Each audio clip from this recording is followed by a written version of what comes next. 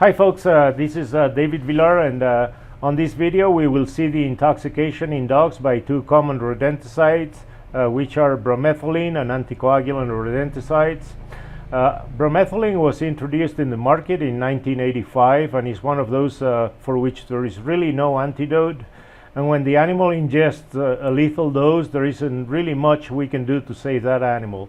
By contrast, anticoagulants, rodenticides, have a very good prognosis. That is, if the animal is not severely anemic, and we can provide vitamin K1 for as long as the anticoagulant is going to stay in the liver. As we can see, bromethalin comes as pellets or blocks that are usually green colored, and the concentration in those baits is typically 0.01%. On this slide we see the LD50 for technical grade material, and as we can see, it is about 5 milligrams per kilogram in the dog, 1.8 in the cat. The most resistant species is the guinea pig, with doses that are higher than 1,000 milligrams per kilogram on a body weight basis. And as we are going to see, the toxic syndrome is dose dependent. In the monkey, the LD50 is 5 milligrams per kilogram, and for the rabbit it is 13 milligrams per kilogram. The original values in those two species was mistaken, so I corrected them. And the mechanism of action is quite different from other rodenticides. In the liver, bromethalin is converted to a metabolite, which is even more toxic than the parent compound. It basically targets the CNS. In the mitochondria, it uncouples the oxidative phosphorylation, and that results in a lack of energy production, which is basically no ATP. And with no energy, the sodium-potassium pump will be shut down, and the disruption of that ion pump results in the development of cerebral edema and an elevation of the cerebrospinal fluid pressure. As we said, the toxic syndrome is dose dependent, but unfortunately may mimic a wide range of other clinical syndromes, and that always poses a significant diagnostic dilemma. Some other toxicants, for example, that may resemble bromethalin include lead, sodium fluoroacetate that we discussed in another video, strychnine, tremorgenic mycotoxins, metaldehyde, and some other convulsive agents. The clinical effects can be academically divided into two groups based on experimental studies in which they dosed groups of beagles at different doses.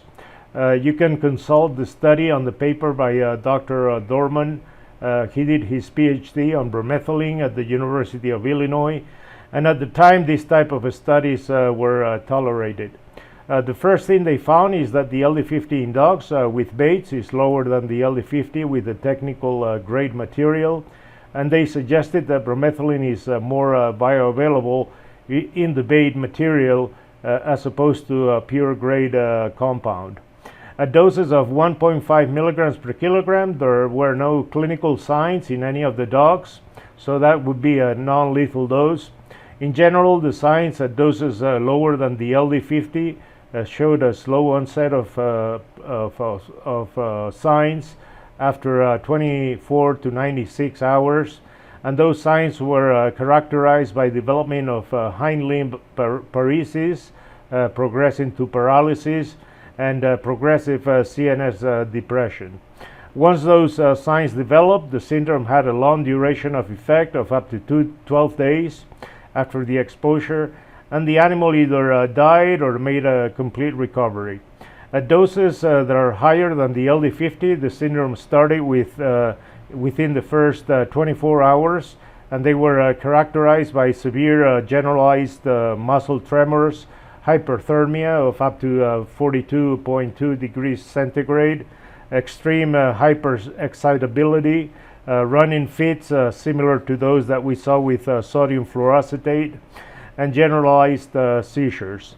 Basically, when we talk about hyperexcitability, that means that any stimuli like noise and light could precipitate seizures. Now, the diagnosis on a dead animal can be done by finding the most characteristic histological lesions in the brain, which are those of a diffuse white matter vacuolation, also known as spongy degeneration, and that's basically an indication of brain edema. Obviously, chemical confirmation of bromethalin residues in tissues will be a definitive way to diagnose the exposure. There is really no way to tell how high those values are. So if you detect them in any tissue of an animal with signs that are compatible with bromethalin, and there are histological lesions in the brain, that's pretty much all we need to diagnose this intoxication. As we can see, the best tissue to analyze for bromethalin is fat, followed by the liver, then the kidney, and to a lesser extent the brain. Now, to end the presentation on bromethalin, let's say a few things about the treatment. And the first thing is to say that there is no specific antidote, and once the clinical signs develop with higher doses above the LD50, there is really not much we can do to save that animal. In the study by Dorman with different regimens, they could not really save any of the dogs in spite of very aggressive therapy.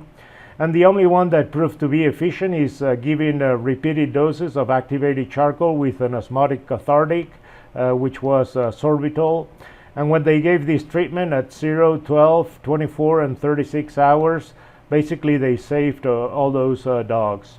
The use of corticosteroids at very high doses, together with mannitol and furosemide, were not really effective at reversing the toxic syndrome once the clinical signs began. And you may prolong basically the survival time, but eventually the animals died. The idea of these treatments is basically to decrease the intracranial pressure, but that apparently is not enough to save the animals. Obviously, we have to provide therapy to abolish convulsions. Those include diazepam and phenobarbital.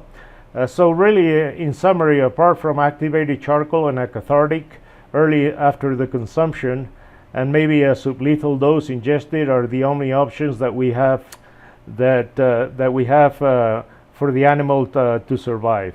And as I say, even them, they may require several weeks for a full recovery. Now, the next one we're going to talk about is anticoagulant rodenticides, which are by far the most common ones you will find on the market. They all have a cumulative effect, which is known as a high chronicity factor. In other words, they have a tendency to accumulate for weeks in the liver instead of being rapidly eliminated from the body. The chronicity factor is basically the ratio between the acute LD50 and the chronic LD50. If the value is 1, that indicates that compounds are metabolized and eliminated in the same manner, regardless of the duration of exposure, and so the lethal dose do not change. If the value is more than 2, like for example the anticoagulant warfarin, which is 10, that implies that it's a cumulative poison. And finally, if the body tolerates higher doses after prolonged exposure, it will have a very low chronicity factor.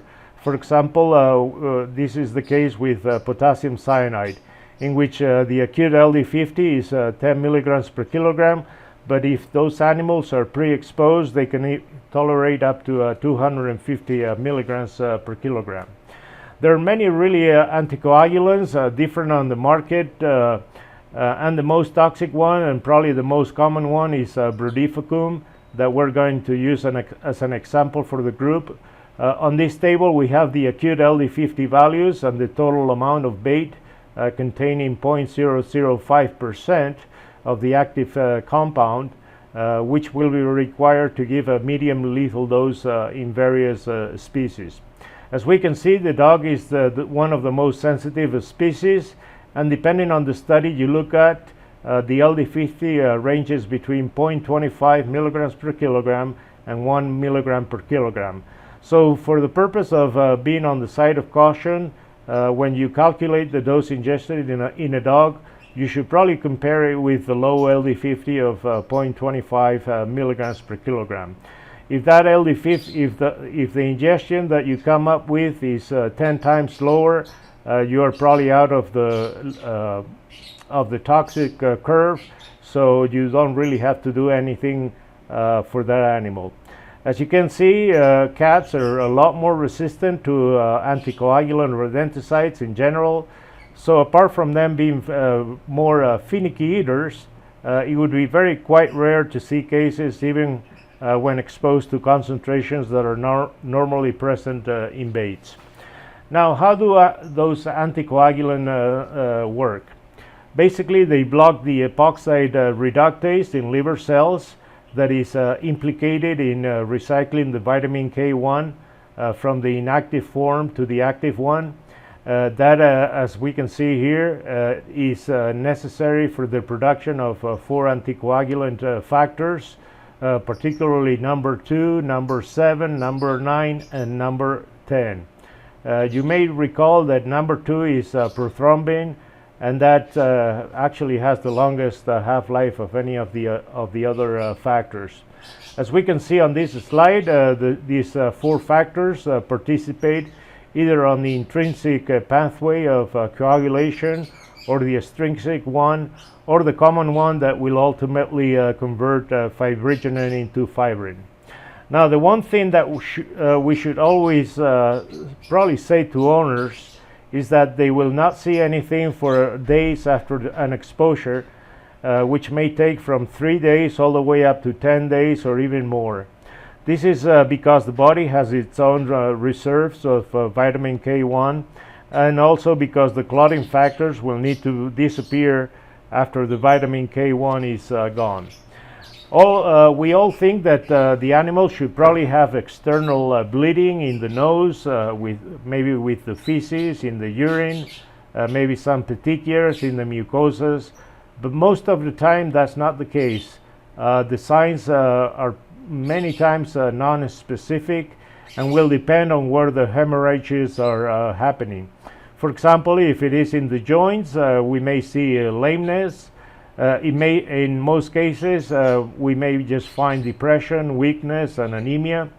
And if the animal dies, the telltale signs or lesions will be definitely hemorrhages in different parts of the body.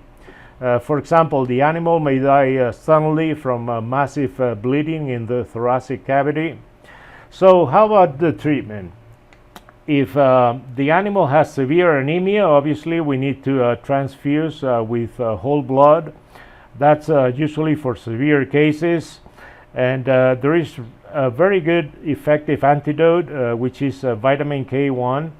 The only side of action of all the anticoagulant rodenticides is on depleting that vitamin K1. So as long as we provide it to the animal, he's going to be protected, and the prognosis is excellent. We need to provide that vitamin K for as long as the anticoagulant is in the liver, and the one that sticks around longer is brodifacoum. So we may need to give vitamin K1 for at least 1 month with this particular one. So this is the final slide for this presentation, guys. So until next one, take care, and bye-bye for now.